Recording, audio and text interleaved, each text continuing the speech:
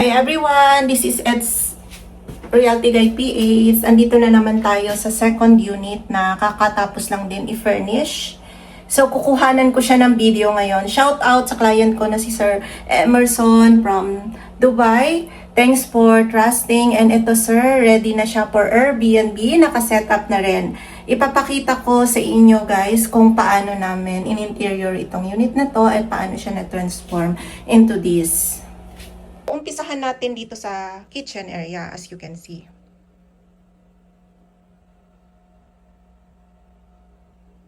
Ang ganda niya, pinalitan din siya ng digital cooktop. White yung tiles. And pinalitan din yung cabinet into grayish color. And this is, pinalitan din siya ng gold yung ating sink. And ito yung branding ng aming Airbnb hosting. Meron na siyang dishwash, hand soap, ayan.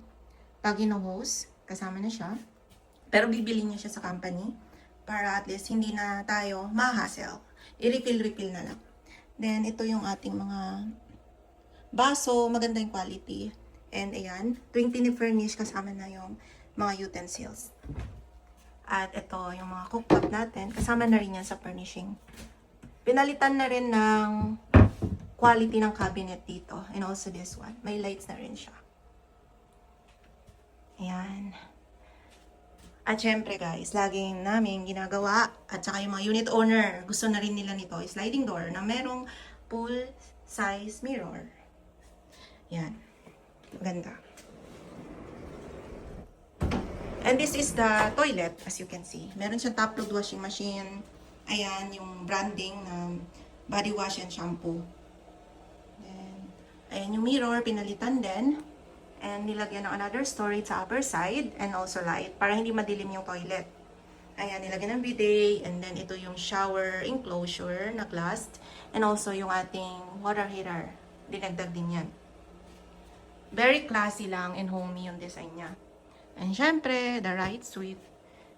Para meron siya ditong tapakan. And isa sa maganda rin dito at na-customize at na-maximize yung space, itong ating lalagyan ng refrigerator, ng microwave at saka ng rice cooker. Actually, si owner yung nag-design nito kasi architect si owner. Ganito yung gusto niyang design. So, pinalo lang namin. As you can see guys, ang ganda. 'Di ba? May another storage ka dito pag hinila. So, may lalagayan ka ng mga gamit. And this one. Yan. May lagayan ng plansyahan, ayan. Kasi may mga guests na gusto nila magplansya. Yung unit owner kasi, mahilig talaga din sila mag-Airbnb. Kaya sabi nila, ito yung concept na gusto nila. So, in-apply lang din dito sa unit. As you can see guys, may additional gamit. Hindi pa lagayan ng storage. So, kailangan mo lang siyang itulak. Ayan. Maganda kasi yung marami kang cabinet.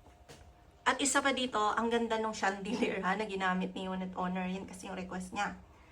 Gold siya na may touch of white.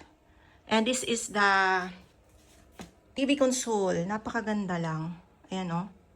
Diba? Alam nyo yung buhay na buhay siya. Akalain mo, this unit is 26 square meter lang. Pero transfer and look like wider like this. Ayan, may another storage sa upper side. Sa lower side, may other storage.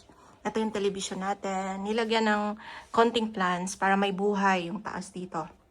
And syempre, ito yung sofa. Good quality din yung ating sofa bed na nilagay dito.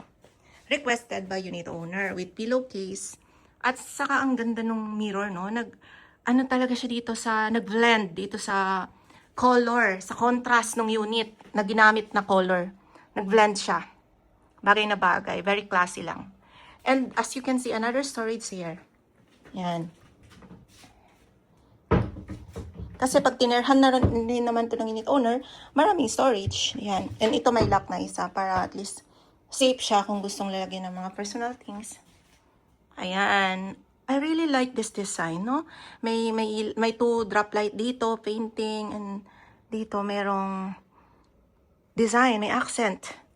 Very nice. And this is the dining. We have 4-seater. Napagkasya nila yung 4-seater. And look at that, di ba?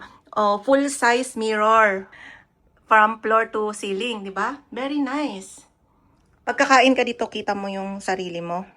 So, yan. And look at that. Ito yung ating curtain. Siyempre, maganda yung curtain na ginamit dito. And this one is facing amenity. Ayan siya guys. Facing amenity. Umuulan-ulan na, buti umaraw na ngayon. So yan. Ipapakita ko sa inyo yung panlight. Panlight yan. O, diba? Ang ganda, no? Chandelier plus fan light na may para merong hangin dito sa ating living area. May hangin siya. Very nice lang. And this is the bedroom, as you can see. Customized din yung ginamit na cabinet na may pool body mirror din. Ang ganda lang kasi, 'di ba? Lalo na sa girls, mahilig mag-mirror. So, maganda yan. Nakaka-inspire din naman pag nakikita mo yung self mo, di ba? Then, ito yung ating queen size bed. Naka-set up na rin siya for Airbnb. Ito lang naman din yung kailangan for Airbnb. Merong tissue, 2 towel, saka toothbrush. Good for 2 people. Pag 4 people, pwede naman dagdagan din. Ayan. Ang ganda ng design. Then, may headboard para hindi mauntog. And, syempre, meron ditong curtain. Ang ganda din ng curtain, no? Yan, no? Very organized. And TCL aircon. And also, chandelier. Ang ganda nung ginamit na ilaw. Nag-match-match sila ng panlight. Diba? Match na match sila. Nakita nyo ba? Yung color. Hindi siya masakit sa mata. Very nice. Sa mga gustong magkaroon ng property, i-message nyo lang ako. And kung gusto nyong ipa-interior sa amin, we can help you kahit sa bank financing. Accredited kami. Pwede natin pag-usapan yung mga package, kung magkano.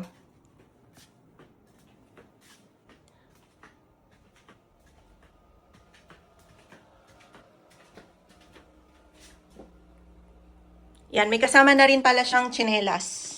May branding na rin na nakalagay. Siyempre, yung ating garbage, yan, kasama din.